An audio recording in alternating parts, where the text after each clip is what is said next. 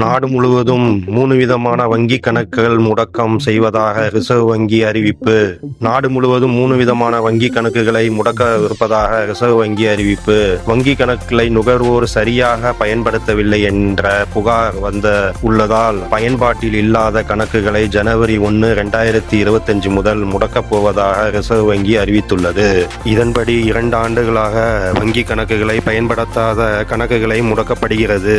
இதன் காரணமாக பல வகையான சைபர் கிரைம்கள் நடப்பதாக புகார் வந்ததை அடுத்து இந்த நடவடிக்கை எடுக்கப்படுகிறது. அடுத்தபடியாக 12 மாதம் எந்தவித டிரான்சாக்ஷனும் பண்ணாத கணக்குகளையும் முடக்கப்படுகிறது.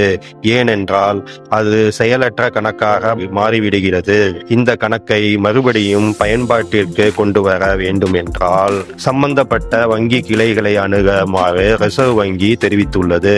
அடுத்தபடியாக ஜீரோ பேலன்ஸ் வங்கி கணக்குகளையும் முடக்கப்படுவதாக அறிவிப்பு. இதை பற்றி விவரம் அறிய தங்கள் கணக்குகளை வைத்துள்ள வங்கி கிளைகளை அணுகுமாறு ரிசர்வ் வங்கி அறிவுறுத்தியுள்ளது. நன்றி, வணக்கம்.